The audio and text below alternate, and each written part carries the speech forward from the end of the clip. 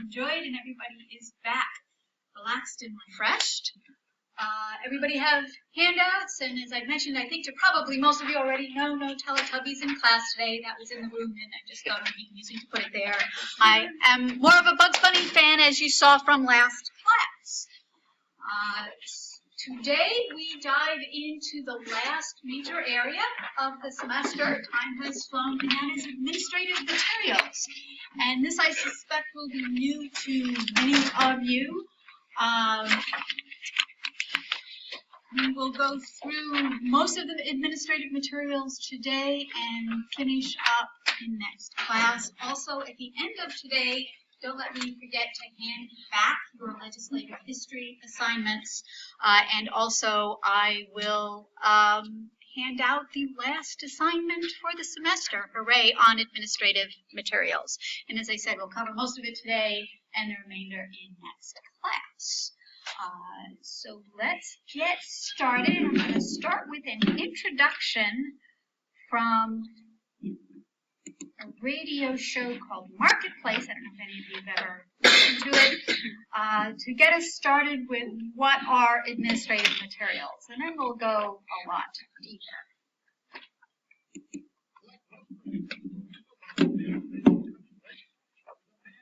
Change his direction. James Thurber at American University Center for Congressional and Presidential Studies says the president has an alternative. It's like two-dimensional chess. He gets blocked on the hill. He can move to the executive branch and have them move on regulations that go in the direction that he wants. Exhibit A for this strategy is the EPA, which is using the 40-year-old Clean Air Act to crack down on greenhouse gas pollution. Republicans say they'll fight EPA's plans by cutting the agency's budget. But in the meantime, Thurber says the president holds the upper hand. You know, there are only about 300 laws passed every 2 years, but there are 25,000 regulations passed every 2 years. That's a great deal of power that the president and the executive branch have. And some of the president's supporters are urging him to use that power. For example, to get around congressional roadblocks on energy, Neera Tanden at the Center for American Progress says the president can create an oil import fee. A small fee on oil imports would actually kind of level the playing field between domestic and international production and would create incentives for a reduction in the use of oil. Tanden says when Obama had Democratic majorities, of course he worked with Congress. But now, I think it makes also sense for him to move into the executive branch, show the American people that he's not a prime minister, but he's really CEO of the government. But that risks antagonizing Congress, which can cut funding for regulatory agencies. Andy LaPerriere at the International Strategy and Investment Group says better to follow Bill Clinton's example. Okay. As you may or may not have gathered from that clip, it was quite a while ago, actually. That clip came from over 10 years ago. What's sort of, well, no, not quite 10 years ago, but what's sort of interesting about it is it was actually closer to 8 years ago, and a lot of it's still relevant in terms of talking about the EPA and talking about how Congress is trying to block or wants to block what the president does in some instances, talking about EPA regulations. All of these are still going on today. Hopefully that gave you a sense, that talked a little bit about the executive branch and, of course, a little bit about contrasting what the executive branch can do versus what Congress, the legislative branch, can do, which, of course, brings us back to one of my favorite handouts, sources of the law. So we are essentially moving from the judicial branch, where we've spent a couple of classes before break talking about case finding and all the different techniques. And now we move to the executive branch, or administrative law, as it's sometimes referred to, where the primary source of administrative law are regulations, but we will also talk about other sources of law that come from the executive branch. As we heard, the president obviously is key in the executive branch, so there are presidential materials we'll take a look at later in class. And also we will look at another source of administrative law that comes out of the agencies. I'll go into more detail about the agencies in just a moment, and that would be decisions from the agencies. So we have, as you can see on the handout from the executive branch, basically we're talking about regulations. So within the executive branch, we have a number, let's put aside the president for a moment and focus on the agencies. We have a number of different agencies you've all heard of: Department of Treasury, Department of Defense. As you can see, this web page is the President's Cabinet. So again, this is related to the president. These are all the people entrusted with helping the president execute the laws. And then for more detail on the agencies, we're here at usa.gov. We've looked at this site before. And here we see a very detailed list, starting with A, and believe me, I'm not even going to scroll through all of them, of the various different agencies. Actually, this list contains more than just agencies, but here's where you would find pretty much all of the agencies.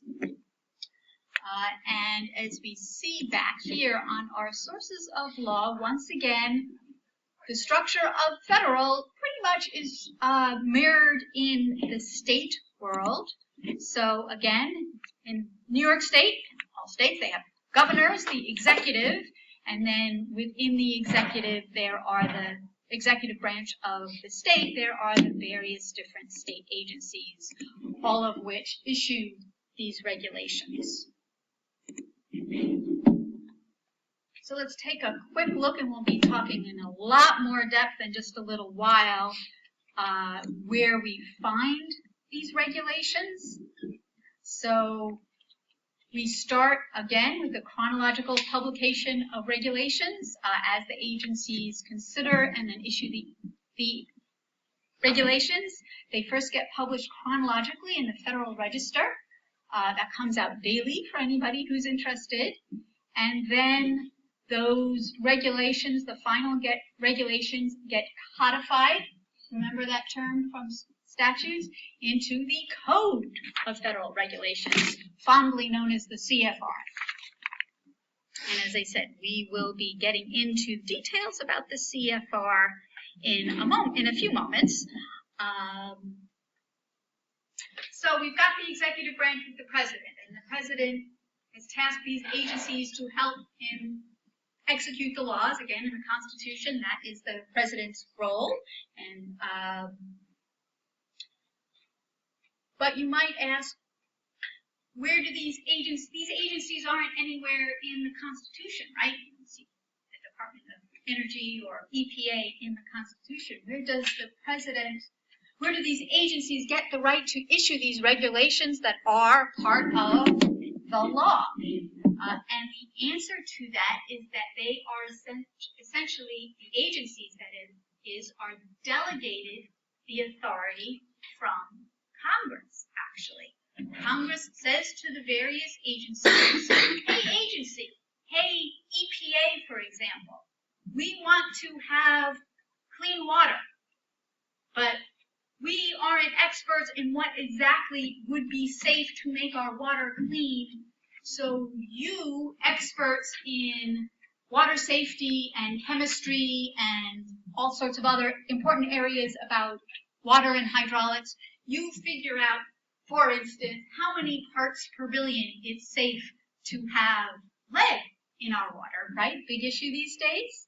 Or you figure out how safe it is, what's the maximum amount of arsenic we can have. Fill in the blank for any horrible thing that you don't want in your water. The EPA, these experts,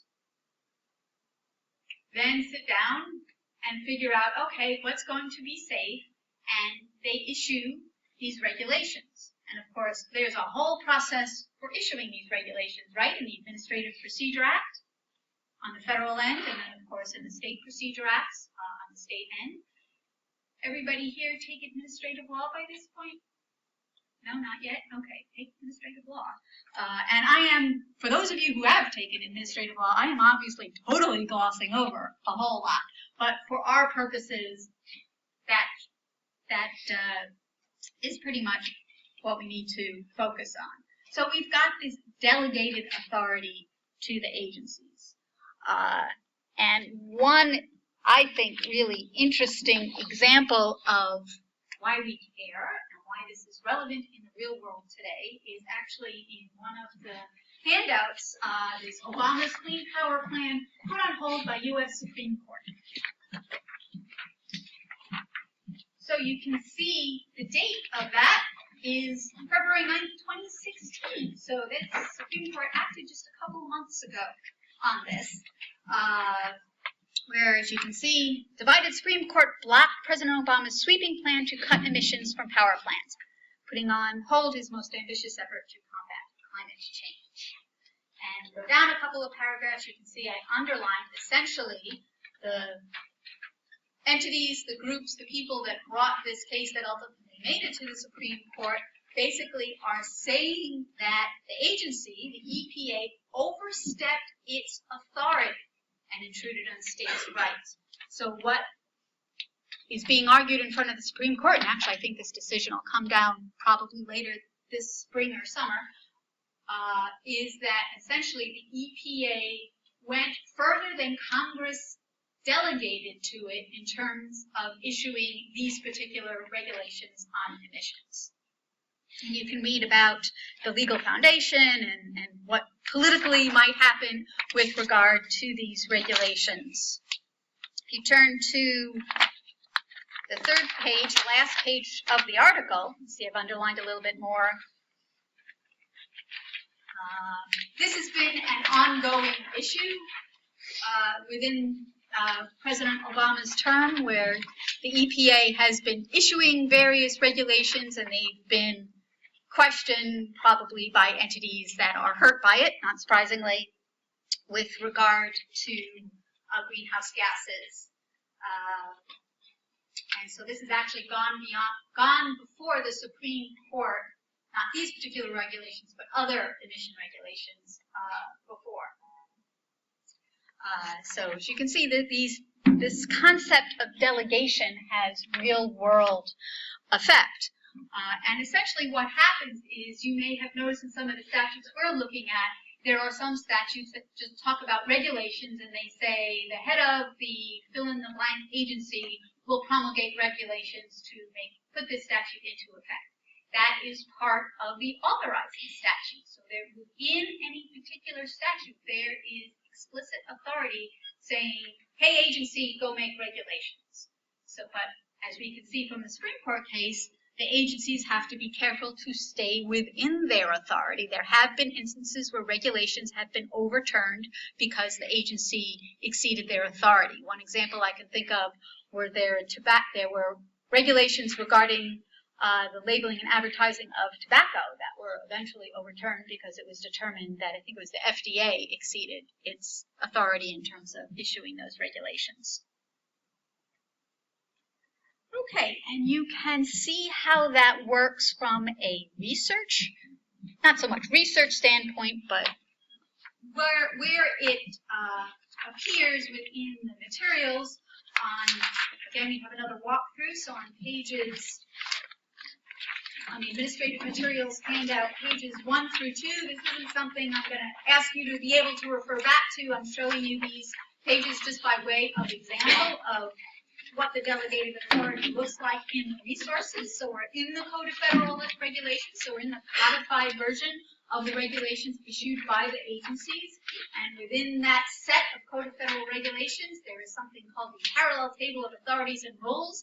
I think this would be probably the first and last time you ever look at it. But just so, as I said, you can see an example. If you turn to page 2, what you see is the table of statutory authorities. So in other words, where in the USC is the authority for the regulations that appear in the CFR. So I turn to our favorite statute, Title 29 of the USC, remember the Labor Code, and sections 1132 and 1144. And you can see 1132, it is the authority for Title 29, parts 25, 60, 70, and 71 of the CFR. And we'll be going into a lot of detail about what that means, part of the CFR, in just a little bit. So again, that's delegated authority, delegated from Congress to the agencies. Any questions? So just so you can see a little more of the interplay between statutes and regulations, there is actually a great clip from Jon Stewart. I miss Jon Stewart. Anybody miss Jon Stewart? Yeah, okay. He's not gone that long yet. So let's take a listen for a little while, because it actually really is a great illustration of what I'm talking about. Now, with the standoff in our nation's capital over the debt ceiling showing us nothing but down there, it's easy to forget that it was just 1 year ago. So it's a little old, but it's still relevant. The Dodd-Frank Act, a complete overhaul of the regulations governing our financial system, intended to ensure that we would never again suffer another 2008-style meltdown. I need to turn off the light. These reforms represent the strongest consumer financial protections in history. And these protections will be enforced by a new consumer watchdog with just one job: looking out for people, not big banks, not lenders, not investment houses, looking out for people. What? Wait, who? Who were we looking out for before? Anyway, the Dodd-Frank Act is now 1 year old. Here to discuss the effect it's having in reforming a German financial system. We're very lucky to have with us tonight H.R. 4173, the Dodd-Frank Act, everybody! Looks familiar?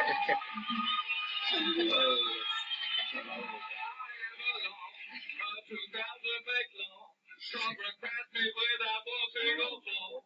I make sure Wall Street plays by the new regulations, protecting your investments across the entire nation. Hang on there 1 second. What? Sorry, Dodd-Frank. Huh? What the hell happened to you? What do you mean? I don't want to say it, but you look like... Easy. Washington's a tough town, John. Since getting past, yeah, I've taken a few shots, but I'm still standing. Yes, I'm still standing. I'm still here. In fact, just last week, my all-new Consumer Financial Protection Board opened for business. As soon as it gets to the director, we'll be off to the races. So wait, there's no director? No, not just yet. It's been a year. Come on. What about Elizabeth Warren? Wasn't she supposed to be the director of this thing? What happened there? Confirmation in the Senate, there's a motion. I'm going to use a recent appointment to give up the job without a vote, but he didn't do it. His feelings weren't that strong. Wow. That's interesting. You know what, John? It doesn't matter. I've still got 400 tough new rules to remake our broken and corrupt financial system. Well, you know what? That's great. How are those new 400 rules working? They're working great. The ones that are written are working great. How many of the 400 new rules have Regulations. 38.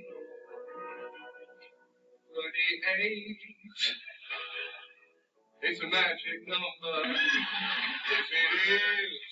Oh, it's a magic number. It might not be 400 or 150 or 77, but it's 38. And that's a magic number. Let's do this. Red Sox pitcher Kurt Schilling. L.A. Clippers forward their Wilson. Got your tailback. Reggie Ritter, they want 38. And it's a magic number. Oh, it's a magic number. 38 is a magic number because Dale Wilkinson Yeah. makes it a magic number? Yeah. You've heard of Dale Wilkinson? No, I have not. The Clippers guy. Until you mentioned it just now. No, I have not. You just have to take my word for it. He definitely exists. Why weren't the rules written, John? Stick me. Lobby, lobby, lobby, get your access here. Lobby, lobby, lobby, get your access here. Lobby, lobby, stop it. Hold it, I can't do this. Blaming lobbyists is a cop-out, John. Here's what's going down. This whole financial reform thing is a sham. The only way the Congress would pass me was if the details of my rules and regulations were left unspecified, giving K Street lobbyists all the time they would need to water me down post-passage. And you know what? Exactly. Boo, exactly. Thank you, boys and girls. Thank actual tough rule managed to squeak through, Congress people cut the budget and the agency responsible for enforcing it. The whole thing is a giant punt. I'm not law. I'm not law, John. I'm just an undefined, impotent, 2,300-page piece of legislation. We'll end it there. Don't want to offend anybody. It gets a little more descriptive, shall we say. But hopefully, thanks to John Oliver and John Stewart, you see the interaction there between the law, Dodd-Frank, and the regulations that sort of eventually did get written, but it did take quite a while. And also the reality of lobbyists and access and politics and all that fun stuff you read about in the paper and hear about in the news. Okay, so now we're going to move on from the amusement and fun of John Stewart and get a little more serious, I'm afraid, and take a look at what these regulations are, how to find them, and dive a little bit, well, more than a little bit, considerably into the details so that hopefully you understand what you are looking at when you are looking at these regulations, because I am firmly convinced that that will help you understand how to find them. So finding regulations, they are delegated authority from the statute. So if there are associated regulations for an issue you are researching, almost certainly there will be a statute involved as well. So one place to find regulations might be, of course, from our best friend, the annotated code, and references within the annotated code. So you can see here, we'll take a quick look at the services, particular regulation on, oh, I'm in the regulations. I want to go to the code on Bloomberg. So let's go to one of our code sections that we were looking at.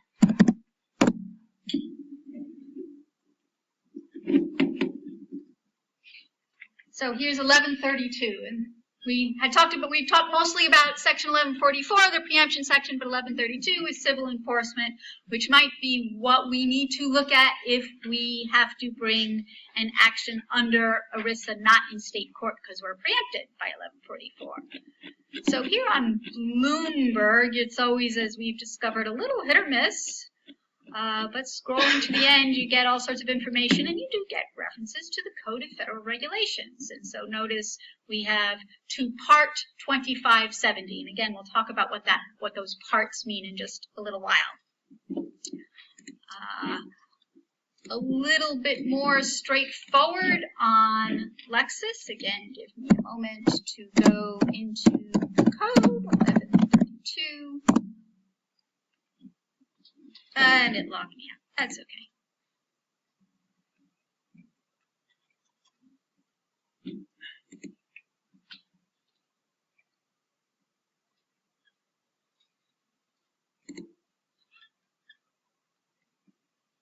Come on. Need to learn to be more patient. Yeah, let's see. There we go. Knew if I threatened to go to Westlaw, Lexis would come up. So again, now we're in a full annotated code as to Bloomberg, which is sort of annotated code in progress. So again, we want to use our go-to, and under research references, it makes sense, right? Code of Federal Regulations, and again, 20 CFR 2560.502-1 EDSEC. And here's another one, 2570 and 2571 point whatever. They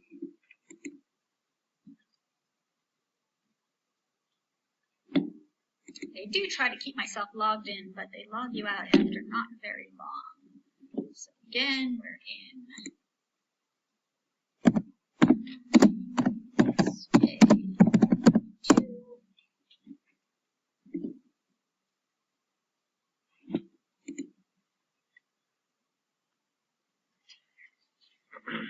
So as always, the annotated code is our best friend. In addition to giving us notes of decisions for cases, we will get references online. So here in context and analysis, you'll see Code of Federal Regulations.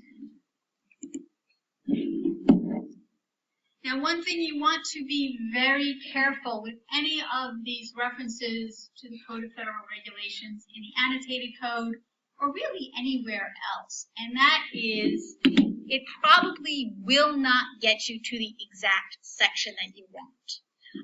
If you're lucky, it will get you to the part, and again, I'll explain what the part versus section is in just a little bit, but it may not even get you to the exact part. So one key for today, one moral of the story, one aspect that I want you to walk out of today is use the table of contents for the Code of Federal Regulations. And that, put that in bold, red, capital letters, whatever you do to highlight. That's a biggie. Use the table of contents. Honestly, really, you've heard me talk about the table of contents and wax poetic about it now for pretty much the entire semester. So it's true not just for the Code of Federal Regulations, as well as the state regulations. It's true for everything. I noticed in many of your assignments across the last several assignments, you will find, you'll go to an index, you'll get a reference from a secondary source, and you won't be very thrilled with it because it didn't get you to the exact section.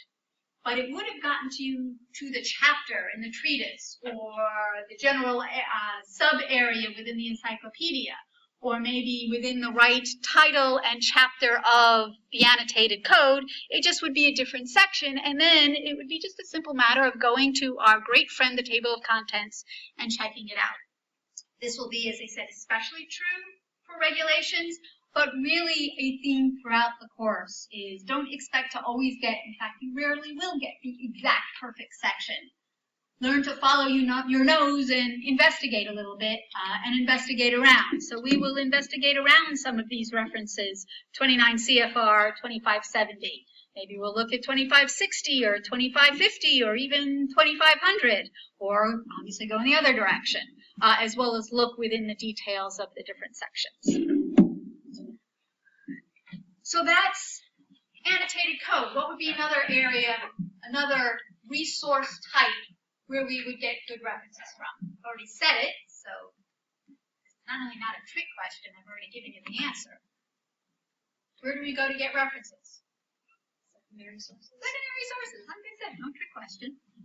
Hopefully almost boring at this point because you already know it. So again, secondary sources get references again for the general area, and then you'll narrow in the table of contents, annotated codes.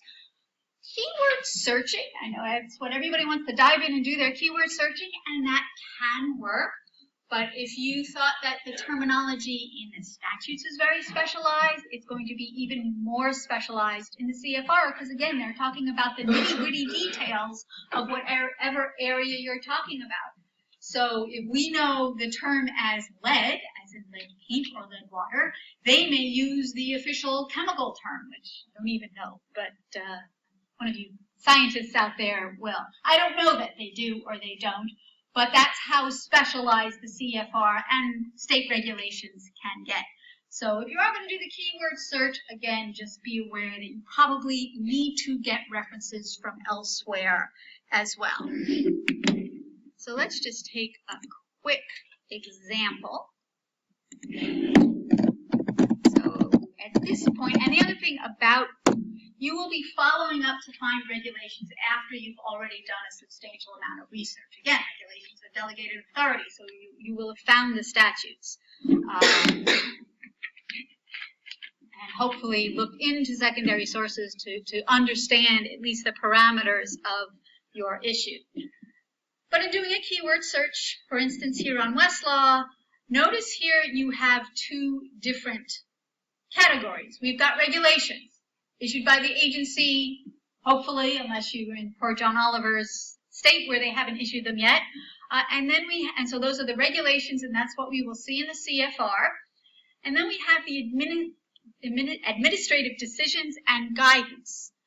Again, agencies can serve two functions. I alluded to it a little while ago. they'll issue regulations. Agencies may also issue decisions. It's known as their quasi-judicial function. Those of you who've taken administrative law may have heard that term before. Agencies actually have what are called administrative law judges, people employed by the agencies who will hear applicants come in who say, agency, you applied this regulation to me incorrectly. And it will be an adjudicative function, an adversarial function, just like a court case, except it will be decided by an administrative law judge. And that administrative law judge may or may not issue a written decision, just like a regular judge may or may not issue a written decision. Agencies will also issue guidance. It will say, hey, world, in this very complex area of the law, here's what you want to do to make sure you stay within the parameter of the regulations. And they'll give you a nice little booklet, and it's very nice. You walk through and you check off all the things that you need to do in order to adhere to the regulations. So that's what we're looking at here when we do a keyword search in Westlaw. So if you want to see what the regulations have to say, then you go there. And notice I've already limited to New York and federal, so I'm just going to leave that for now. And notice we have 29 CFR 2509. So we scroll down. We don't see the 29 CFR 2560, 2570, those other references we saw from the annotated code. So I point this out only to suggest to you, or reinforce my suggestion to you, that keyword searching is going to be a little iffy when it comes to finding the regulations. You need to do it because you need to make sure you haven't missed anything, but you want to make sure you've also investigated other references as well.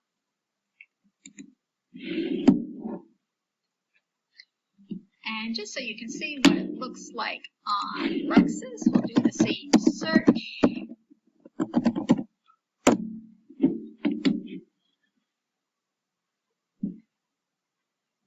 And again, Lexis terminology slightly different, administrative codes and regulations, and then administrative materials. And again, the same division applies. You'll get the regulations as well as administrative materials. Would be agency decisions, any agency guidance that will be available on Lexis. And just out of pure interest here on Lexis, a little more targeted to some of the other references we saw. 2510, we saw 2560 and 2570, so we can guess it's going to be around the same area of interest. And of course, you can see employee benefit plan. That's what we've been talking about. So just interestingly, Lexis pulled up slightly more relevant results toward the top than did Westlaw.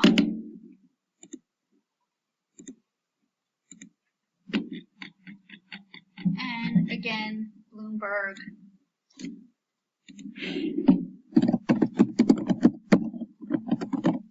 Going to be pretty much the same. We'll see the filters on the left.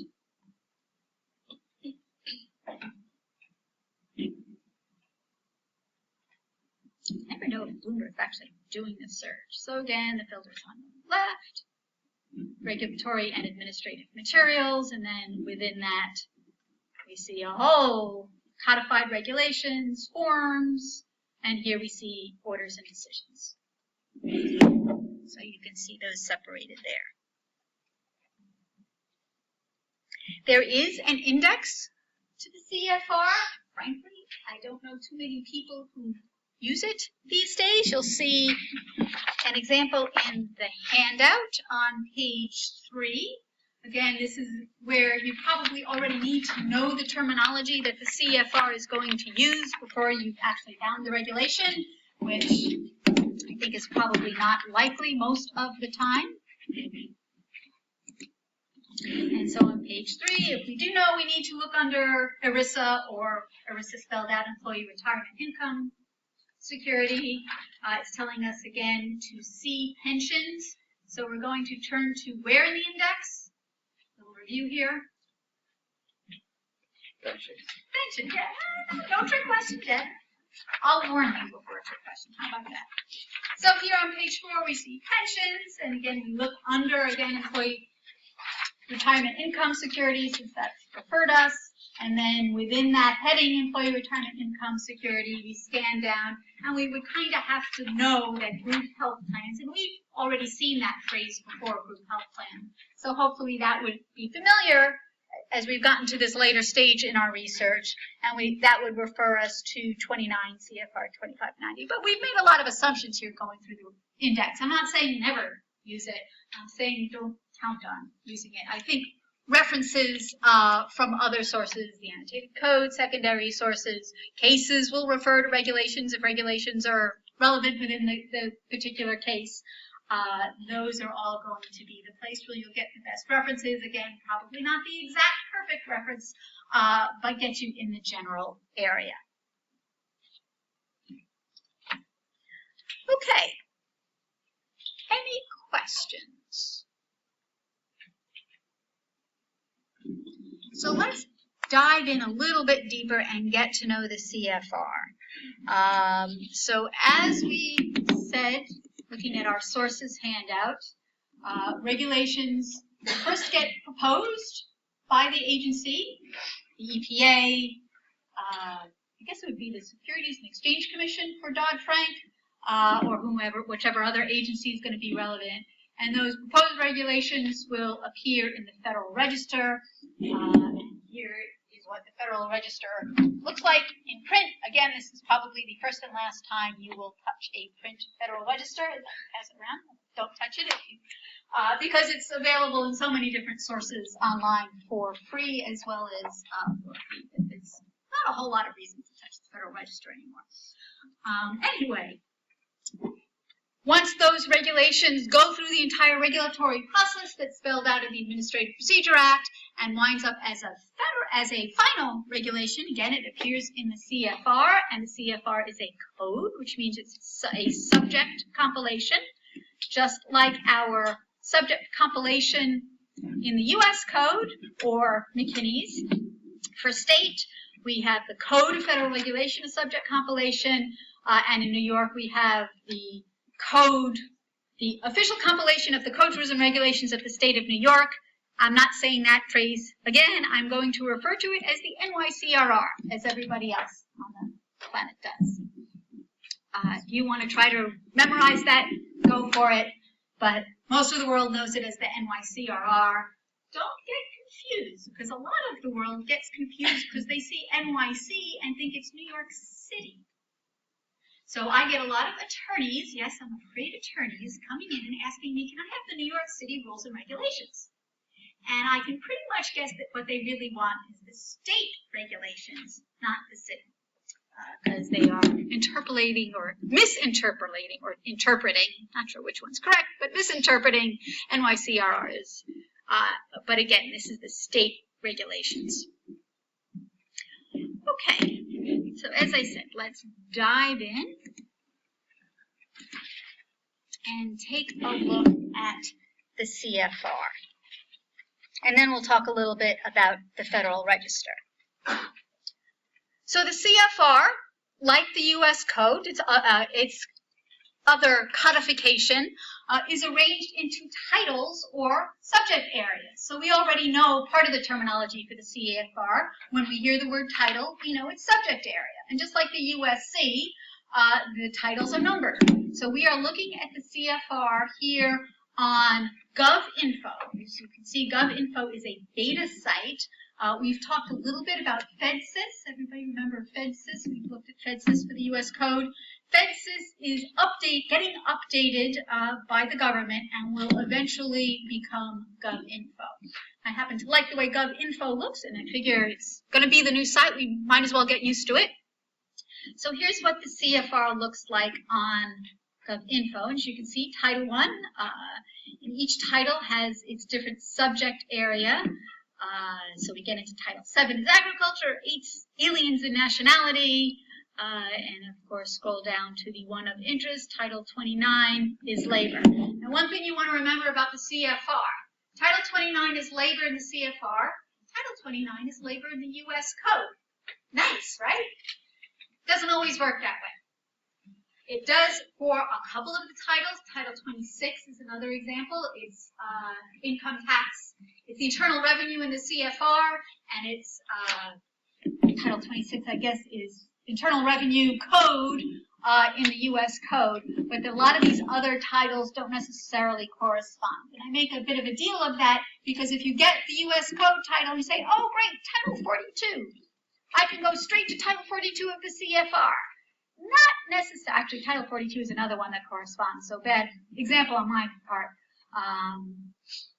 But actually, Title 42, I think, is Public Health and Welfare of the U.S. Code, and it's separated out here in the CFR. So again, they don't necessarily correspond, so just don't make that assumption.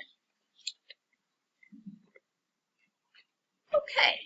And again, just here's what it looks like in FedSys. So you can see the old and the new. The titles are collapsed, so you see a few more of them. You can actually see the screen from back there, but you get the idea. Okay, let's take a closer look on the handout now, because as I said, we're going to get to know the CFR a little bit better, and specifically to understand why the table of contents is so useful.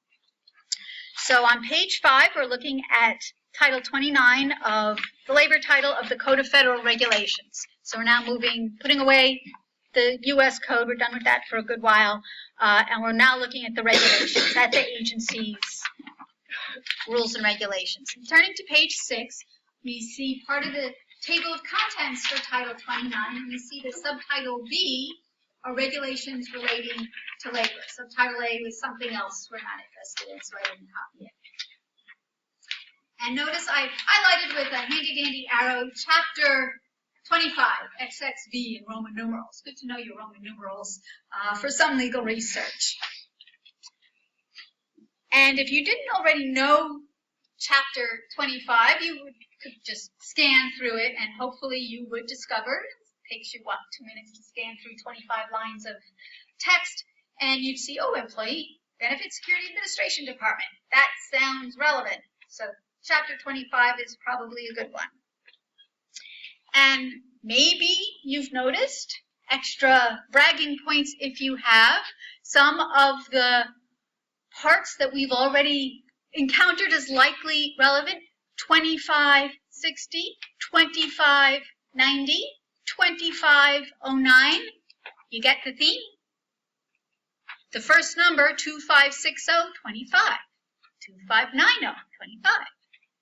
That's how the numbering works in CFR. It's very detailed, but very logical.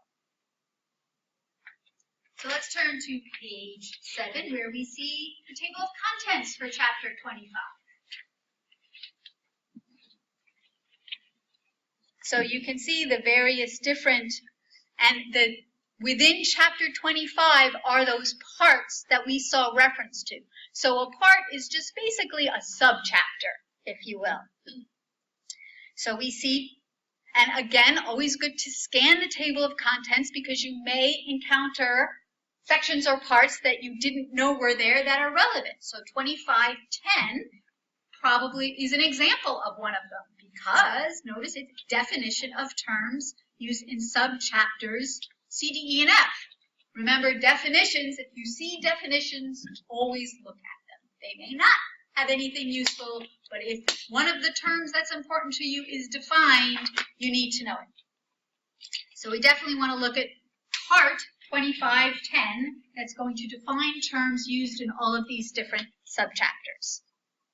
And you'll notice that each of the part numbers are in fact subchapters. So subchapter C is part 2520, subchapter D is 2530. Not important to know or remember the subchapters. Again, just understand the hierarchy.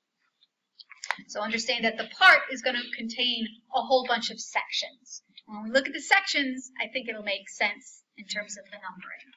So as we're scanning through the parts, so we know we need to check 2510. We know as we scan through, we might want to check 2560, right? That was a reference from one of the annotated codes, and that's rules and regulations for administration and enforcement.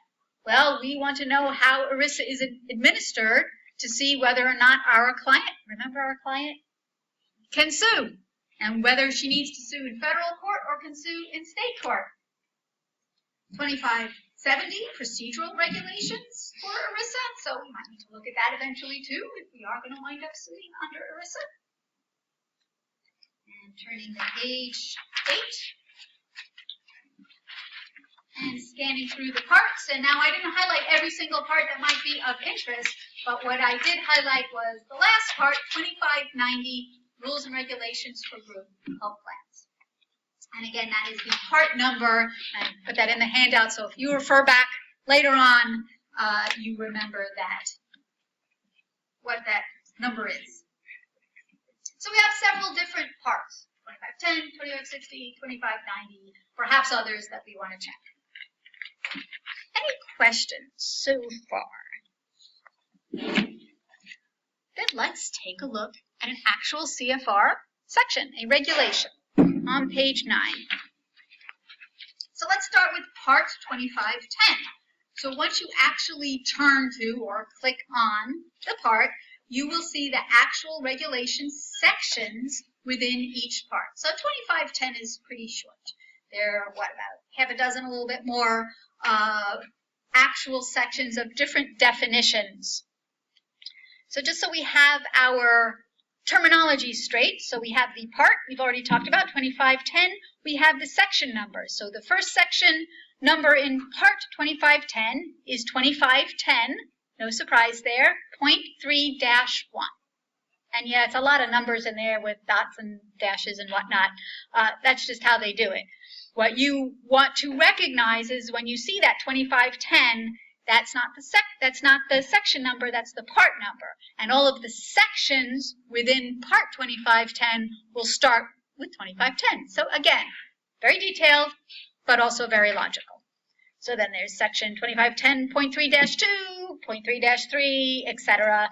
And then we have the section name. So the section name for 2510.3-1 is Employee Welfare Benefit Plan. 2510.3-2, the name is Employee Pension Benefit Plan. Pretty simple, straightforward, I hope. If not, raise, wave, scream, whatever. Okay. Now let's move down to our next handy-dandy arrow. The word authority. We've already actually talked about this. You all already know this. We learned all about authority from John Stewart and John Oliver, in that Dodd-Frank gave the authority to whichever agency to issue rules, which at that point they hadn't done. Each CFR part and then section will tell you what the authority is to have promulgated, and that's the term they use, promulgate that particular section. So in other words, section 2510, the authority from that for part 2510 came from the U.S. Code, came from the Congress, the statute, 29 U.S. Code, and all of these different sections listed here. 1002 sub 2, 1002 sub 16, 1002 sub 21. You're following what I'm reading in this rather fine print. So again, the authority is just the sections in the USC where Congress delegated the authority to whatever agency to issue or promulgate rules. That's exactly what my little note next to the handy-dandy arrow says. Everybody understand what authority is? Cool. And again, that's important. The authority is important if, for whatever reason, you want to question the agency's authority, like the folks in the article we looked at regarding the EPA. If you're saying, hey, EPA, they don't have the authority to make this rule. We're going to try to get that rule overturned and nullified because they don't have the authority. I mentioned the tobacco case.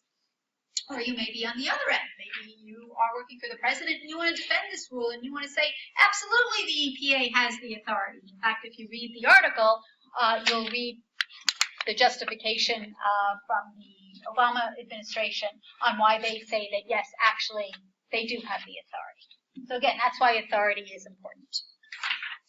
Let's go to page 10. page 10. We're now going to a different, more complex part 2590. And more complex only just because there are more sections to it, is all.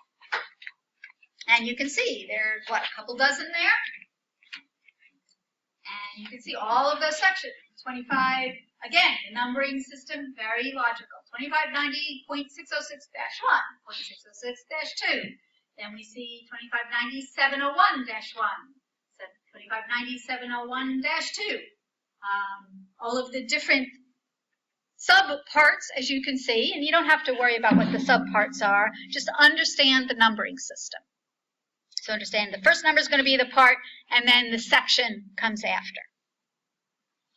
So we see all of the different sections in the table of contents, and again, you want to scan the ever-useful table of contents to see what sections might be relevant for our client or of interest. So, for instance, some of you, not for our client, but may be interested in the 2590.715-2714, which is eligibility of children until at least age 26. This actually has to do with health plan coverage. So if any of you are not yet 26, you might still be eligible under this particular CFR section, which you can now cite to. How exciting is that? Anyway, moving on. More relevant for our client, 2590.715-2719, internal claims and appeals and external review process. Our client may or may not have already appealed to the health plan to get covered, and we want to know what that process is under ERISA, and here is the regulation to spell that out.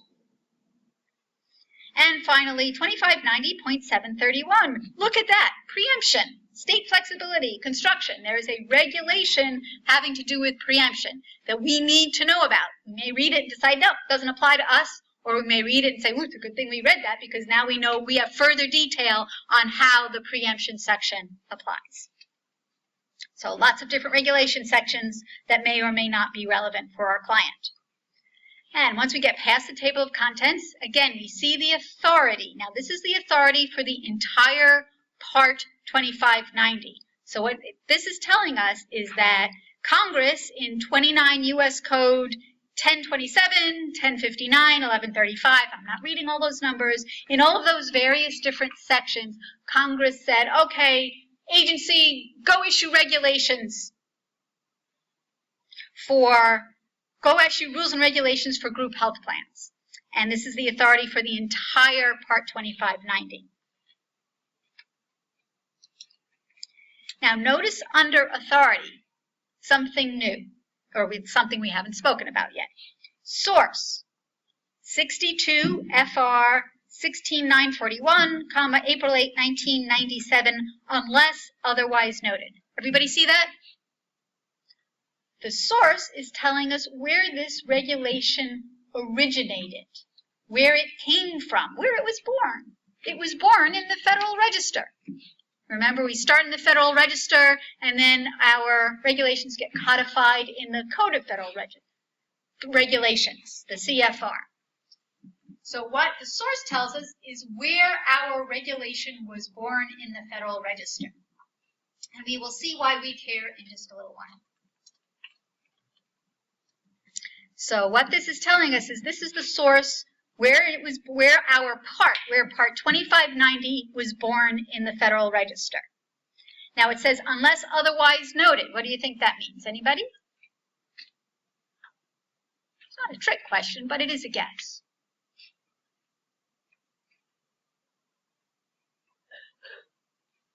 All right, well, we'll see. How about that? So let's turn the page. So we start to read on page 10 before we turn the page, section 606-1. If we go to page 11, we'll see a different section. One of the ones I suggested might be relevant, 2590.715-2719, internal claims and appeals for external review process. So again, what we might be interested in if we need to appeal, and what should have happened if we did appeal, or should happen if we do appeal. And so we see subsection A, subsection 2, definitions. Again, always want to look at those definitions. And there's a definition for appeal or internal appeal. Again, the handy dandy arrows are just to highlight why we must. There's no choice here. Look at the regulations. Turning to page 12, again, we see an additional, and you can see this is a pretty long regulation. Minimum internal claims and appeals standards. So these are the standards if we appeal. So again, we may have a basis for our client if all of these standards weren't met, if our client already appealed, or maybe this is going to guide us if we are going to proceed with an appeal for our client. Either way, important. And turning to page 13. So after 715-2719A, we see the text of the section ending, and then we see a parenthetical. We don't see any words. All we see is a cite to FR. Again, abbreviations, understanding abbreviations are always key in legal research and, honestly, analysis. And FR we now know is Federal Register.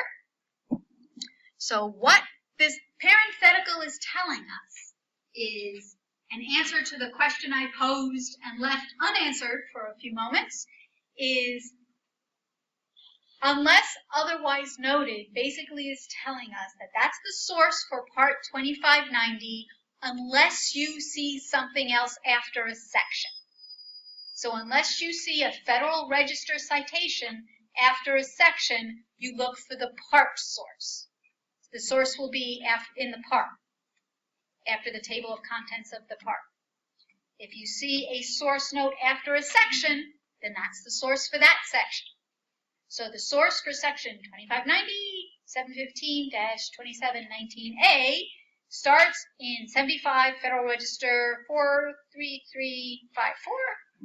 2 3s or 3 3s. Anyway, as amended,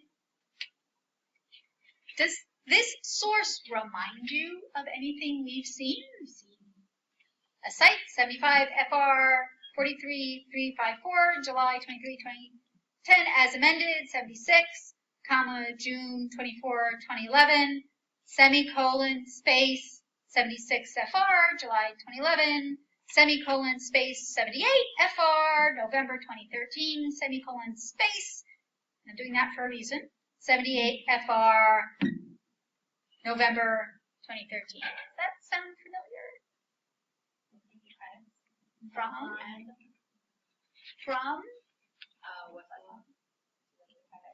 From the resource title? United States Code. Okay. It's exactly the same function.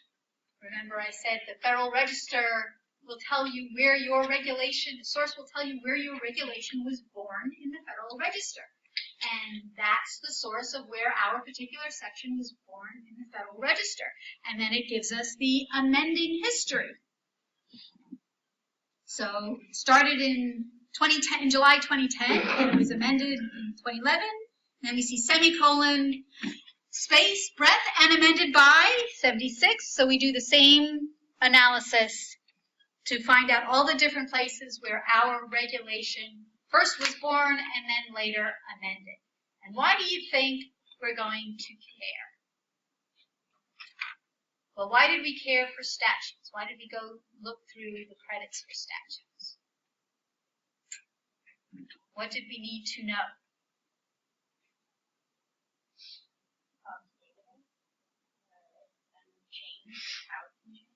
We needed to go through the credits to discover the all-important public law number, to research what favorite area of the course of everybody's. Legislative history, of course. So why do you think we're going to need to know the Federal Register source?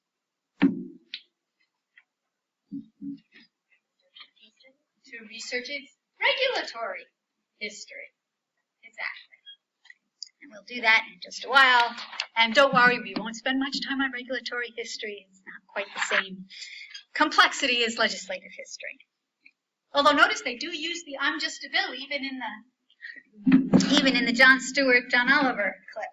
So it's not just me. Okay, on page 14. So we were looking at an earlier subpart with 2590 715-2719A. So section 2590-731, remember that was the one that said preemption that we learned about in the table of contents for our part, 2590. So that subpart, we have a particular source for that subpart. So if we needed to know the regulatory history for 2590-731, we might need to go to the source here, source for subpart D on page 14, 62 FR 16941. Again, it's a little bit confusing, maybe more than a little bit confusing, but what you want to remember is look for the source in the section, look for the source in whatever subpart, and then look for the source in the part. And if you look in those three places, if it's start with the section because that's most specific to your section, right? And then sort of move up the hierarchy.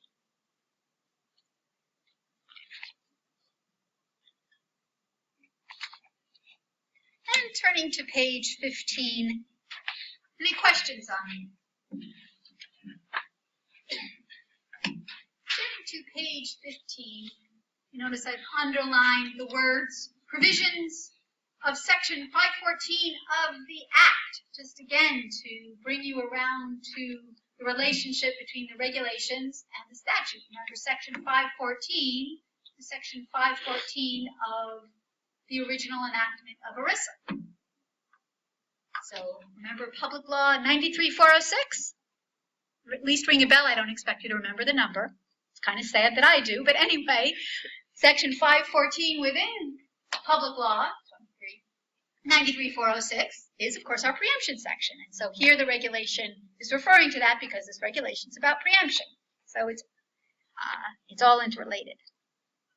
And so after our section 2590-731, we again do see a source. So notice our section 2590-731, for that particular section, the source is, it was born in 69 Federal Register 78778, December 30, 2004.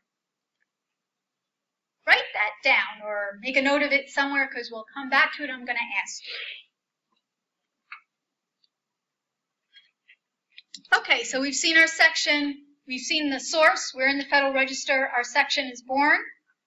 We've seen the source might be after the section. It might be after the subpart. It might be after the part. We've seen the authority. Where in the code did Congress say it's, hey, agency, go promulgate a rule?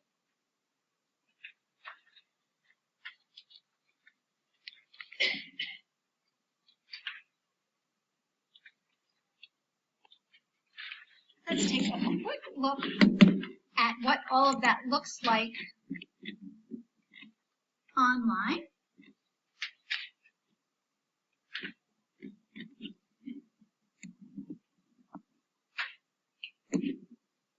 So now we're just starting here on Lexis. And let's go to actually a part we didn't look at in print.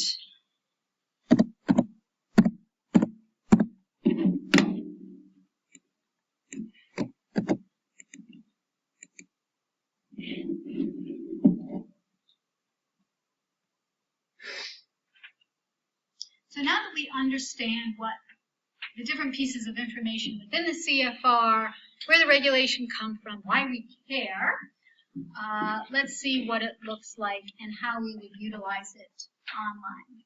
Because again, most likely, hopefully, you'll be somewhere where you'll have either Lexis or Westlaw, probably not Bloomberg quite yet, but maybe someday. So here's what one particular section that might be of interest looks like. Again, the all-important table of contents. Going to work a little bit differently on the different services. So you can expand or not, or go through the breadcrumb trail here.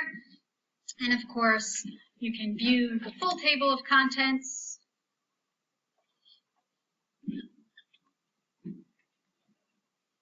So here on Lexis, we see, here's our check. Let's Title 29, Subtitle A, Office of the Secretary of Labor, we decided I determined we weren't interested in. Hopefully you now agree.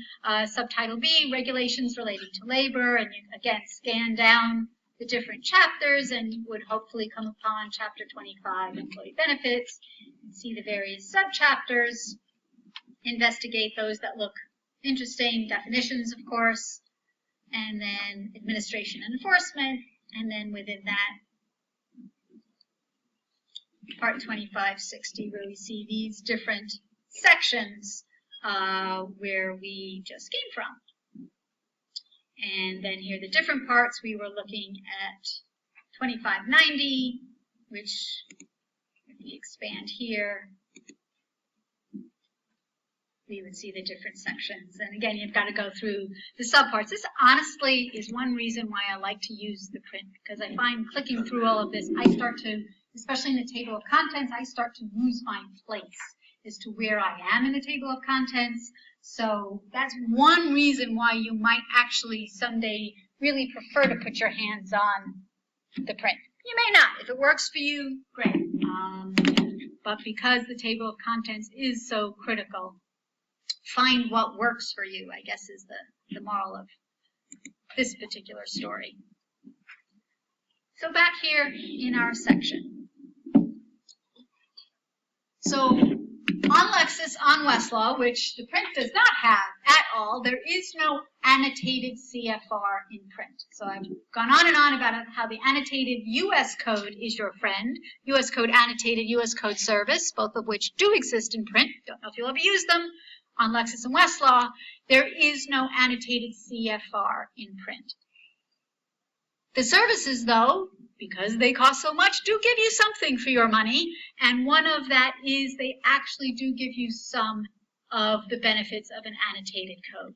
Here on Lexis, you have to remember, and I just discovered this, if you've got the table of contents expanded here, you have to make it go away in order to shepherdize the document. So that is one way to use Lexis, to shepherdize and see where your CFR section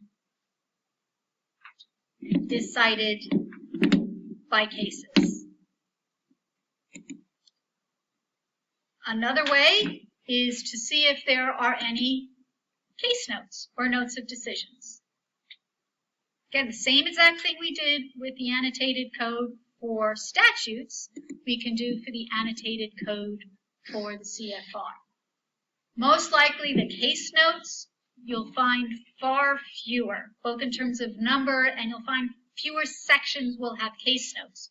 So if you're looking at sections and you don't see case notes, it's not because you're making a mistake in the CFR, it's probably because there just aren't any.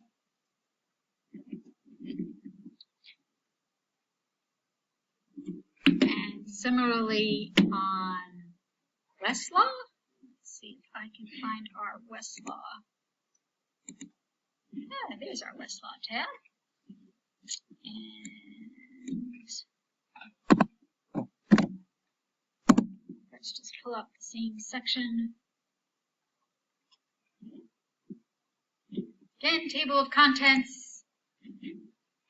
You all hopefully remember you can expand it to see a fuller table of contents or download it, which you will want to do at least for Chapter 25. And similarly, there may or may not be notes of decisions. Notice, interestingly, here on Westlaw, there are no notes of decisions.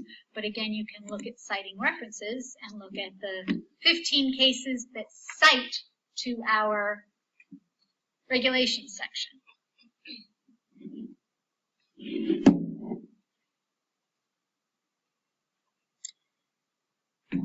Any questions? And actually, Bloomberg also. Bloomberg will let me do this. Bloomberg will also have its case analysis tab, whether it has any cases or not. It's kind of hit or miss even with the statutes, but especially with the CFR.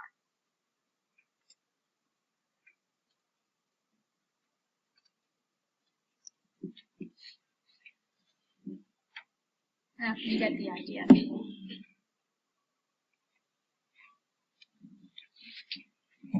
And honestly, especially with the CFR, I wouldn't worry too much about the difference between citing references and notes of decisions. Just look at both.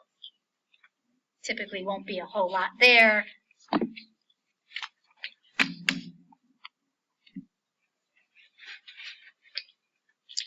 So while we're talking about citing references and while we're talking about citing references and shepherds, let's go to the other reason you would use those services, and that, of course, is to, what haven't we talked about yet?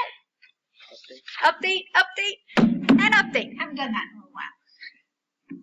So yes, always be, again, bibliographic awareness, one of our themes. Be aware of how up to date your resource is. So here on Lexis, again, it tells us this right up top, just the way it does in the statutes. This document is current through March 30, 2016, issue of the Federal Register, with the exception of amendments appearing in these particular citations. So pretty much up to date through March 30, which is what, 2 weeks ago? So that's pretty up to date. But you still will want to shepherdize. Anybody tell me why? What did we talk about that might happen if an agency goes beyond the authority granted to it by Congress? What's happening in the article that we talked about?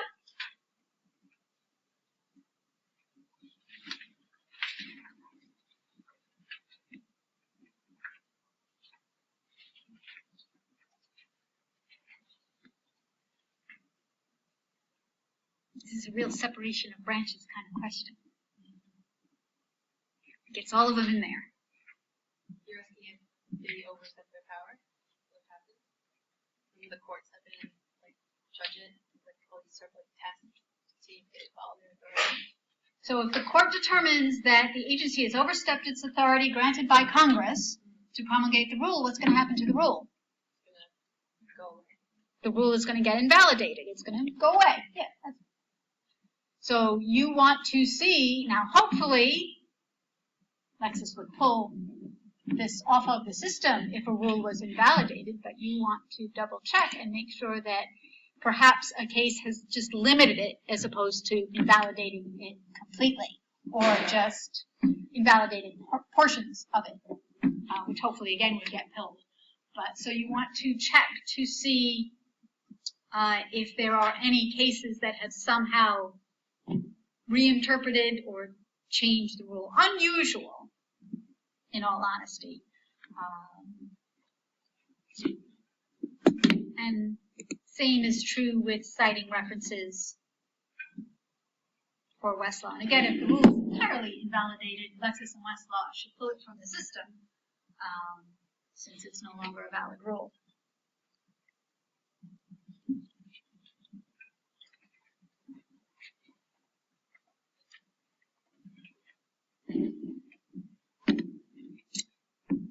So the one thing you need to be aware about updating and the CFR, it's not, this isn't really relevant for Lexis or Westlaw, and as if you went on Bloomberg, it would be pretty up to date too. Actually, if we, just so you know, as a review on Westlaw, to see how up to date Westlaw is for the CFR, what would we do?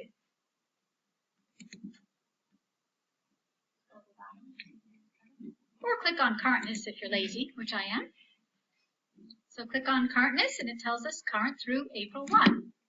So again, pretty much the same. So in Lexis and Westlaw, it's within a couple of weeks. So you're pretty good. There is a resource called eCFR. This is a free resource through FedSys. So you can see the FedSys links over here on the left. Also, current through April 1, so about the same as Lexis and Westlaw. So you can see what the current CFR is pretty easily. Lexis, Westlaw for free on eCFR. The reason why this is such a big deal is that the print CFR, and let's go back to GovInfo. So here's GovInfo, and what's on GovInfo and what's on FedSys are the print CFR. So we want 2016, right? Because that's current. So if we went to GovInfo to take a look at the CFR, if we already knew our section, so we didn't have to spend money on Lexis and Westlaw, all the reasons we've talked about why to go to the free web. And so we click on 2016 and we scroll down because we want to look at Title 29. So we're scrolling, and we get to Title 16 in GovInfo, and then the CFR goes to 2015. There is no Title 29 for 2016. Wait a minute, it's April already, right? I mean, stuff's happened. So let's take a closer look at Title 2015. So we see Title 1, and now that we're updating, we're being bibliographically aware. I'm getting all the themes in at once here. How fun. So we see Title 1 is up to date as of January 1, 2015.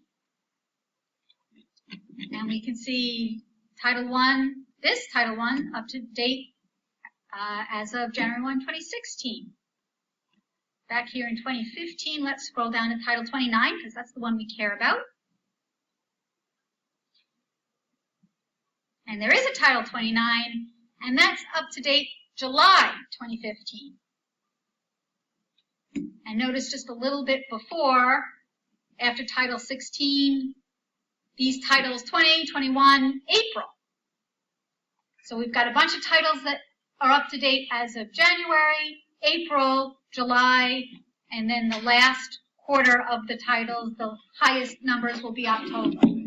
Basically, what I'm telling you, showing you, is that the CFR in its official print format, each part is updated, a quarter of the titles are updated at once a year, just at different times. I'm not explaining this very well. Let's start over. So titles 1 through 16 are updated every January. Titles 17 through 27 are updated once a year every April. Titles 28 through Titles 41 are updated once a year every July, and Title 42 to the end are updated once a year every October. Hopefully that's clearer. So when you are looking at a official version, whether it's a government version, whether it's GovInfo, FedSys, or the good old-fashioned print, which I will pass around in a moment, it will tell you when it's updated. Here in the good old-fashioned print, I'm looking at Title 29, as we've just seen on GovInfo. It's updated July 1, 2015. Obviously, we haven't reached July 2016, so we don't have an updated version yet. So this volume, what we look at on GovInfo, is only up to date through July 2015. We'd have to go to ECFR to get the update at least through April 1st. Now does it make sense? So again, bibliographic awareness. If you are looking at the CFR, if you're on Lexis and Westlaw, you don't have to worry about this. No question. So you might say, well, why are you bothering with this? Because if for whatever reason you don't want to expend the if for whatever reason you don't want to expend extra resources on going on Lexis and Westlaw, not available, you can find the CFR for free in lots of different places, as I mentioned, but then you have to worry about updating, and you need to be aware at the title you're looking at when it was updated. So if you are looking at the print, it's going to be right here on the front cover. I'll pass this around now, and you'll see July. Obviously, if you're looking at GovInfo, we've now seen where it tells us, and just by way of illustration here on FedSys, the old GovInfo, again, it just tells you the same way. You see titles. Here we are in 2016. It only goes through Title 16 because that was already updated back in January. To see the later titles, we'd have to go back a year to 2015, just like we did in GovInfo.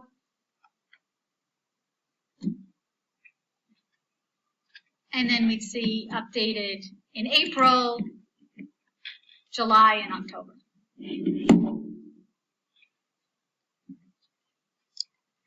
Again, using Lexis and Westlaw, don't really have to worry about it.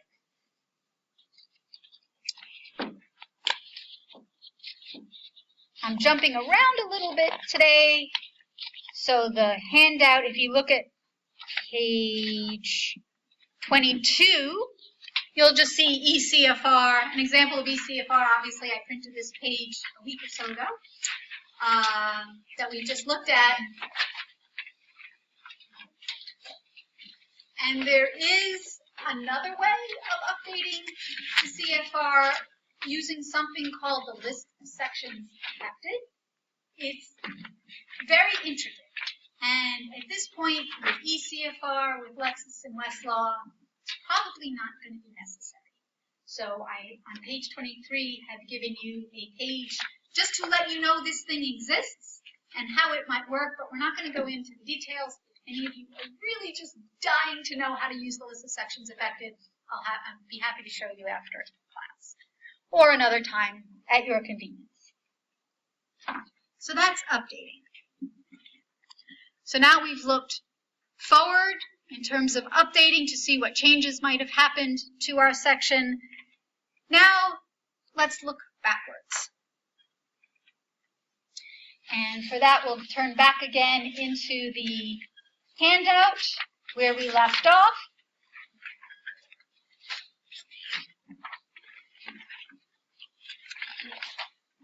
Into the Federal Register. We already determined that we would we would want to look in the Federal Register if for some terrible reason we had to look into regulatory history.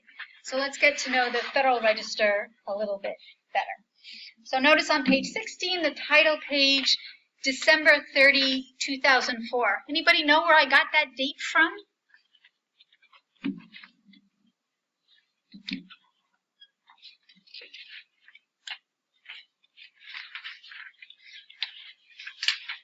Take a look on page 15 at the source.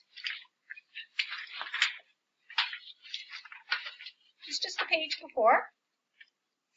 And what you'll notice is the source for section 2590.731 is 69 FR 78778, December 30, 2004.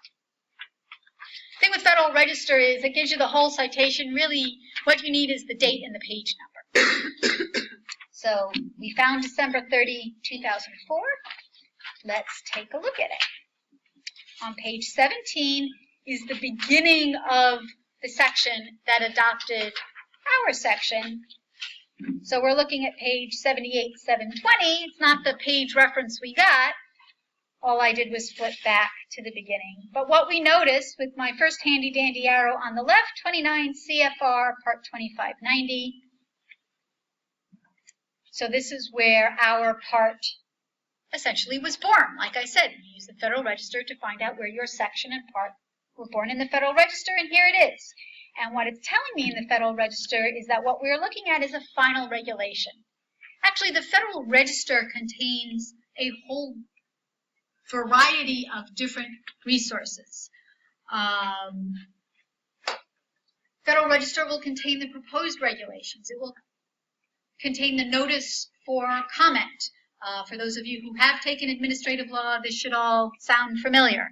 And you could probably go into more detail than I am.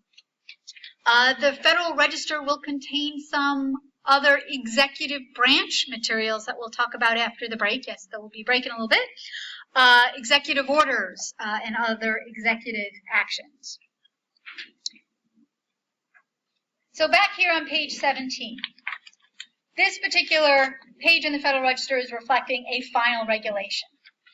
So you want to take a look at that action to make sure you know what it is you're looking at. Is it proposed? Is it interim? There's some interim regulations. Is it just a notice? It'll let us know the effective date. The effective date may be sometime in the future. It may be immediate. Some could be important depending on how recently the final rule was promulgated. The Federal Register even gives you a contact information. So you could call somebody and ask questions. Now, of course, depending on who your client is and what the issue is, you want to be careful what questions you ask people.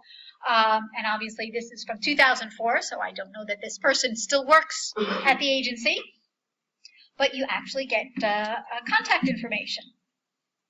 And then what you see in the handy-dandy arrow in the middle column is background.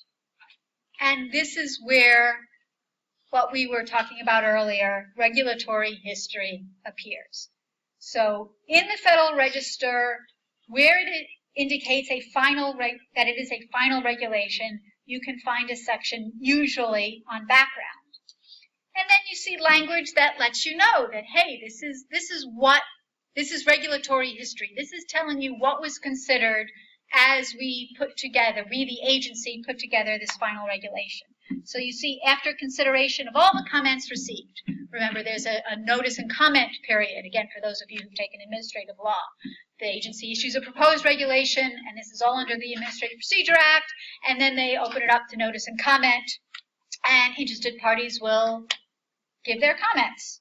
And actually, I'll show you in a little while where we do that online. Can do that online.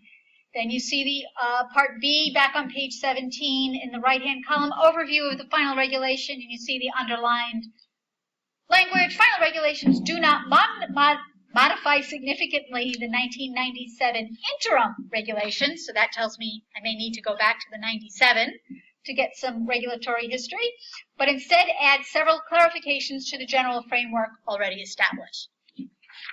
So basically, again, explanatory language to let you know what these clarifications are, why the language in the regulation is what it is. Talks about on page 18, talks about pre-existing condition exclusion continues to be defined broadly.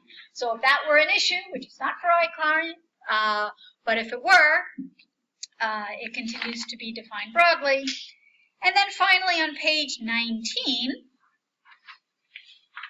notice the page number 78778. That's the one you all wrote down, right? Or jotted down if you jotted down or if you didn't jot it down, again, go back to page 15 for the source of our section. And again, what you see on page 15 is 69 FR 78778. And back on page 19 is our page 78778. And on the right-hand column, you see a handy-dandy arrow. That's where our section 2590.731 begins. And now you actually see the text of the section, which will be similar to what you see in the CFR, but possibly different because we know that it's been amended since 2004 because we looked at the source. And there were amendments since 2004. And then page 20 is just the language of the section. Any questions about regulatory history? It's actually more straightforward than legislative history. It's all going to be in the Federal Register, just one place to look. You do have to track down the source. You may have to track down various different amendments, but again, all in one place. And the Federal Register is pretty easy to find. It's here on FedSys. It's going to be on GovInfo. Another place you'll find regulatory information, and this is more for regulations in process than it is for final regulations, although it's useful for final regulations too. Actually, scratch that. It's definitely useful for final regulations. Regulations.gov, official government site, as you can tell from the web address. And this is just the front page, so it tells you what's trending in the regulatory world. And what you can do is, for recent regulations, you can track down your particular regulation. So ours is too old to be on regulations.gov, so I'm just showing you a random example for a energy conservation program for refrigerated, let's see if we can get the whole name here, refrigerated, bottled, or canned beverage vending machines. I told you the CFR was pretty detailed. So we have standards for vending machines, for refrigerated drinks, basically, vending machines. What you see here, essentially, is a regulatory timetable. What we are in is actually the docket. So let me go back here to show you we are in the docket folder. So basically, as I was searching through, I found this final regulation and went to the docket folder. And here I see the different steps. So actually, this isn't a final rule. This is still a proposed rule stage. So it tells you where we are, and it gives you the various documents with the little designation PR, proposed rule. Here are supporting documents, supporting related material. You might actually see comments. Again, interested parties or anybody really can submit comments. If you find an existing rule where the comment period is still open, you can submit a comment.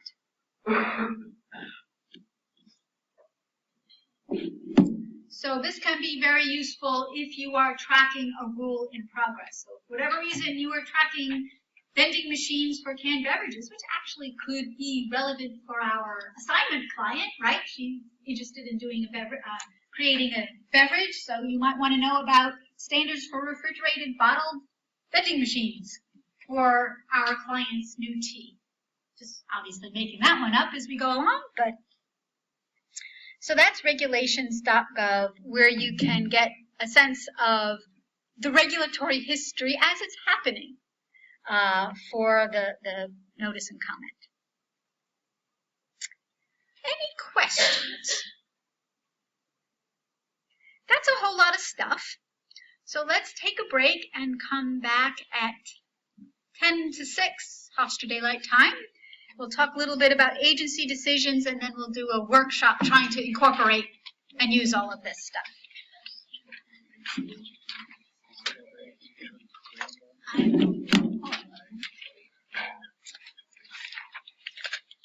So we talked at length, in depth, about regulations. Pretty much everything we looked at works the same for the states. We'll take a brief look at the states in New York in a little while.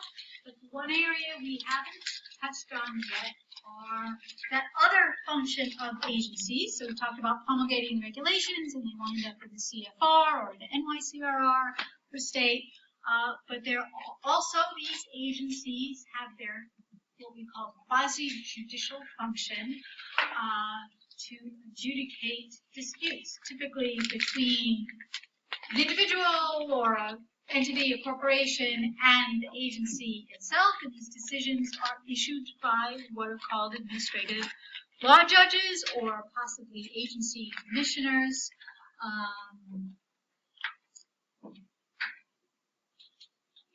So you will find some of the procedures for these administrative law judges in the CFR. Sometimes the CFR will actually have sections on how you would dispute something before the agency. Also, the Administrative Procedure Act would have general rules with regard to appearing before an agency and getting a determination. Typically, these agency decisions, determinations, are going to be the first step in a dispute. So a party would go before the agency, and if the corporation individual didn't like what the agency administrative law judge had to say, then they might appeal it to a regular court judge. A lot of the agencies publish these opinions, which is why we're talking about them. Typically, these opinions are going to be very specific to the individuals, but they will give you guidance and also give you not really precedent, but persuasive argument as to, hey, agency, this is how you decided it 2 years ago for such and such. My situation is just the same as so-and-so in that decision, so you should be doing it the same way for me.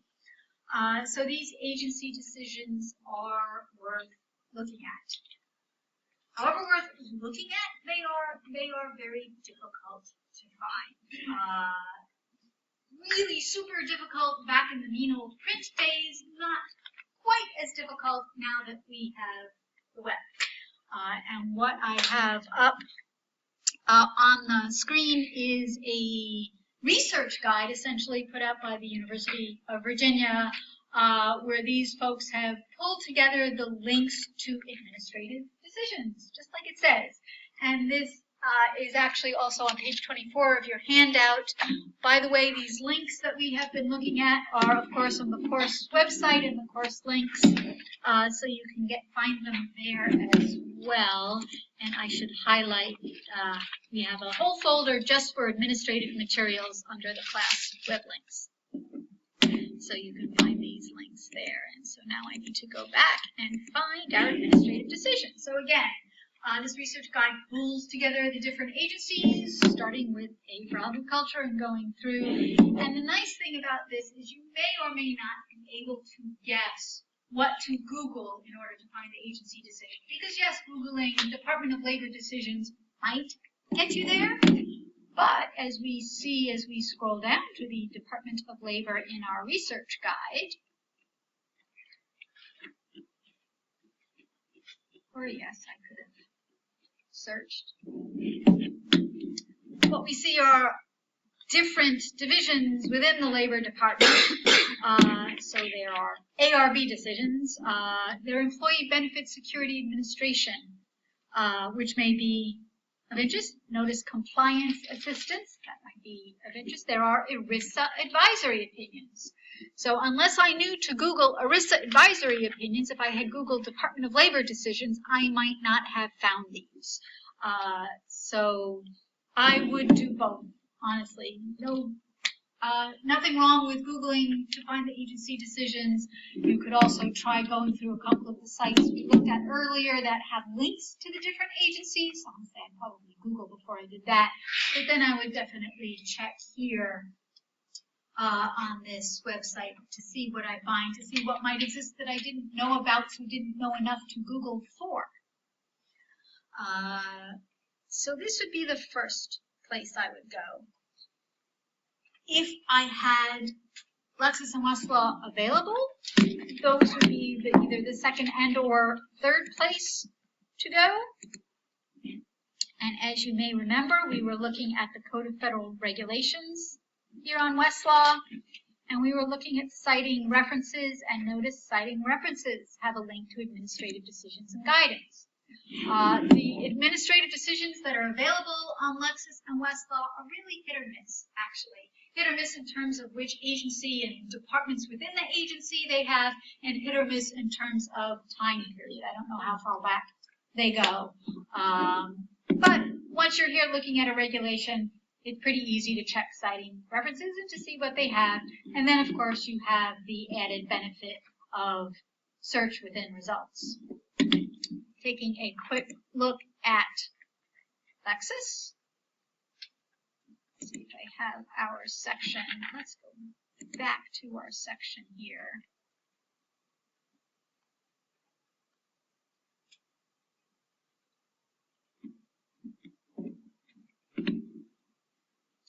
Lexis will include some in their references if they have any. Sometimes, even though it's not really a case, in the case notes, you might encounter them there. Shepherdizing, where we just were, you will see what's in the courts. And again, other citing sources, hit or miss if there are any. So we've got court documents, statutes, other citations. So as I said, pretty hit or miss. Admittedly not quite as straightforward.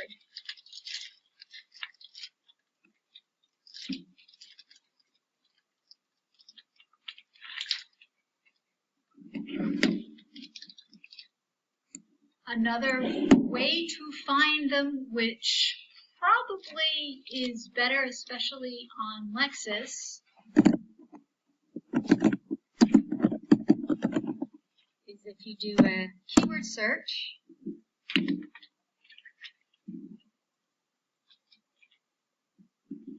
Again, remember when we were looking at our results for our keyword search, we focused on where to find the regulations and administrative code and regulations, but I did also point out administrative materials. And then you can get a sense if we filter further, and this is true, I mean, I just did a general term search here, right, ERISA preemption. So this is true for both state and federal agency decisions. So you see federal, you see what's here for state.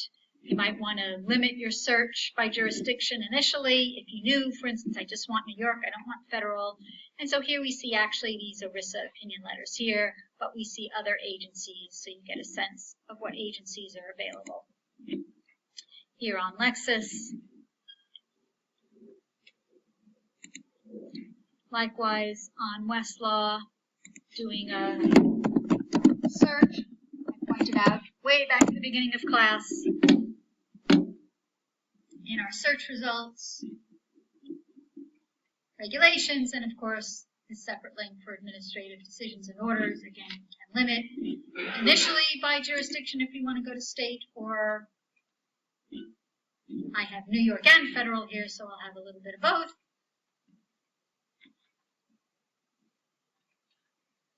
And you can see here, actually, you can filter by agency. So you could see what's available in terms of decisions, mostly tax stuff.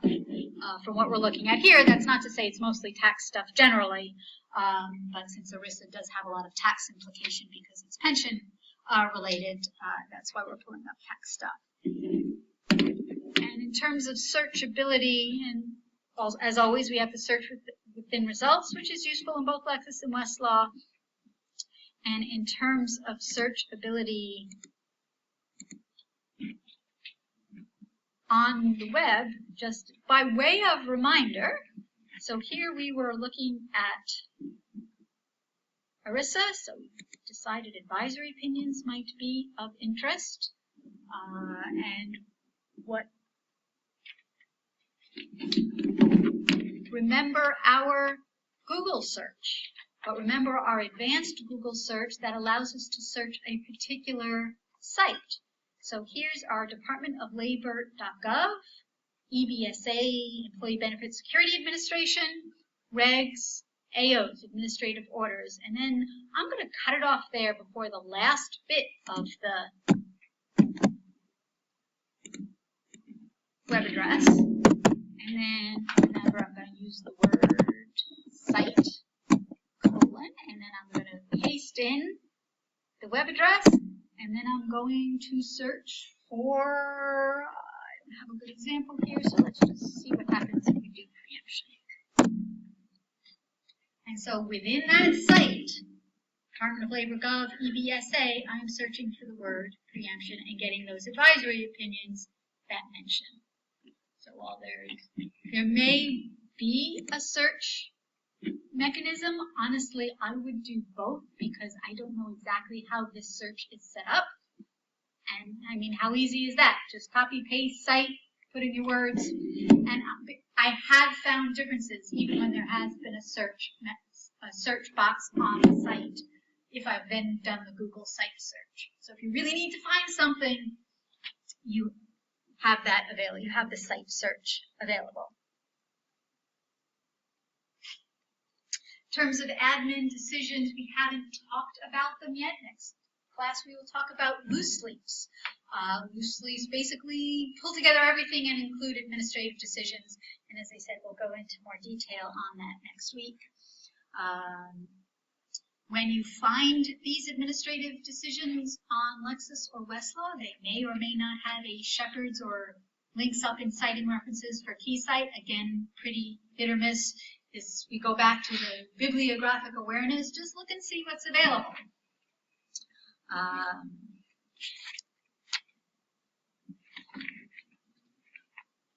The last thing I'm going to do before we do our workshop for the day is to just take a quick look at state materials. As I said, it's pretty much the same concepts, the same ideas, it's just the names have been slightly changed is all. And by slightly changed, as we saw back here on our sources handout, instead of Code of Federal Regulations, we have the NYCRR. And again, not to be confused with New York City. That's again the code of the current regulations in a subject compilation.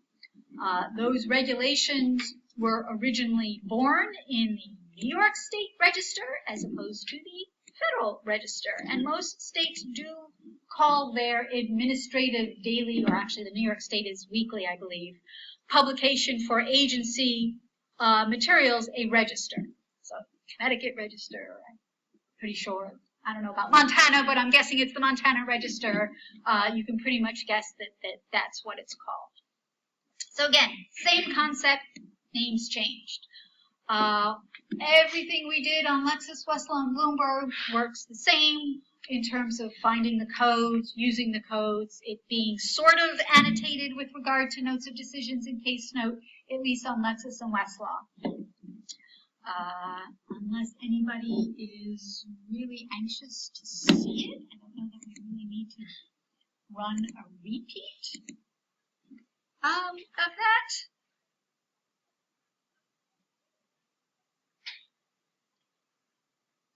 We talked about administrative decisions. The one thing I'll emphasize for state that's slightly different than federal is remember state research guides. If you're not sure with regard to administrative decisions, I couldn't tell you what agencies produce what, and there's not a nice little research guide like there is for the federal.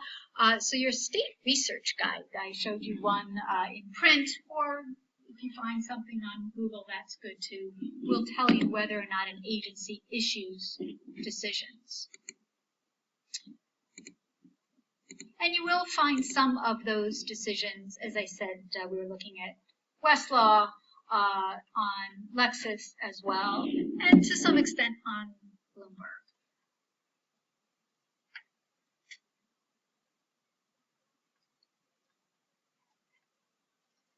One thing I will mention online for state materials, as we saw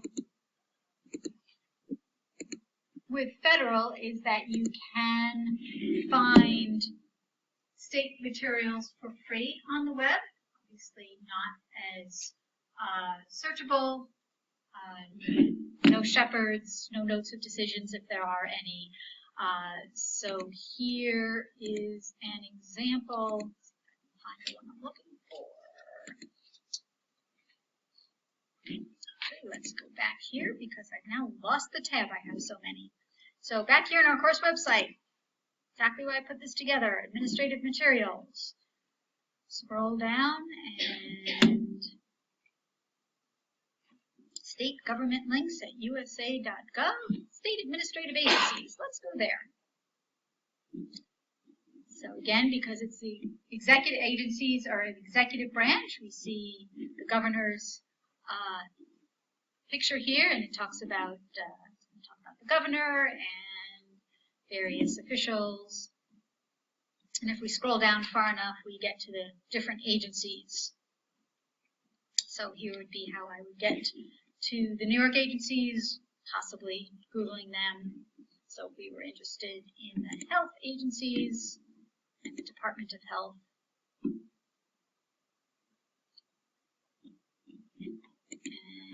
And oddly enough, you have to go to contact information to actually get the link to the department's website. And you can find laws and regulations. And honestly, I know these are there. It took me a while to find this the first go round. Googling makes a lot of sense. So we finally get to the Department of Health. So we could see the Department of Health regulations. We don't know how up to date they are, however. So again, an advantage of Lexis or Westlaw. And again, looking at Lexis or Westlaw, we want to be aware of how up to date they are. One thing we see, which also exists in the federal realm, is something called a regulatory agenda, kind of like the regulations.gov that we saw for federal. We can see for New York's regulatory agenda what the Department of Health has going on currently in terms of regulations and what they're considering. So following rules are under consideration for submission as notice of proposed rulemaking. There's a state administrative procedure act, just like there's a federal one. So there's all the requirement for notice of proposed rulemakings and many of the other similar requirements. So as you can see, here's for January through June 2016. Only other aspect of state materials online is for New York. And again, this link is on the course website. Of course, the NYCRR is on Lexis, it's on Westlaw, it's on Bloomberg. It's going to be more up to date, but you do have it for free. I know it says Westlaw Next here, but basically Westlaw has some agreement with the state to provide the regulations for free to the world at large, at least the world at large on the internet, with the NYCRR. So here you see that, but usual caveats apply in terms of bibliographic awareness and determining how up to date it is. So I'm just clicking on a random sections. Oh, so here's a section on administrative law judge decisions. So this is talking about decisions issued by the New York administrative law judge for Department of Labor. And so you can actually see current through February 29. I imagine this is similar to what we see on Westlaw without the bells and whistles, so without the filters and citing references and search within. But it is here, and it is for free and good to know about if for whatever reason you need free access. Okay, I realize that was kind of a quick run through state. We spent lots of time on the federal, and pretty much everything that we talked about in the federal, as I said, will apply to the states. So hopefully that makes sense. I am going to put off our discussion of other federal executive branch materials, that is presidential materials, until next time, so that we can do a workshop for the remainder of class. So hopefully you can start to make a little more sense of all of this, since I've been rather talking for a while. What you will see on the handout on the second page are big bold letters that say stop here. Ignore that. I kind of redesigned how we were going to approach things today based on how everything was going, so you can just ignore that. I will pass these around.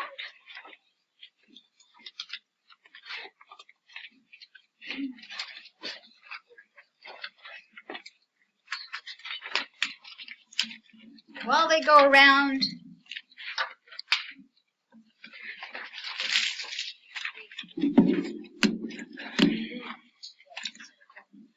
so I'm asking you to go to federalregister.gov.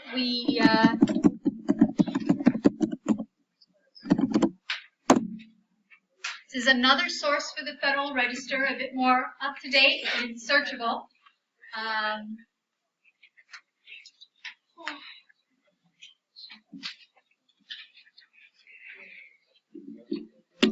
And I'm asking you to navigate to the date of your birthday or the nearest day.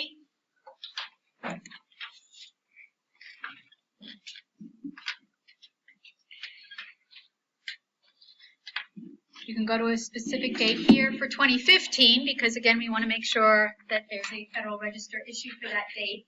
And then to answer the questions that follow.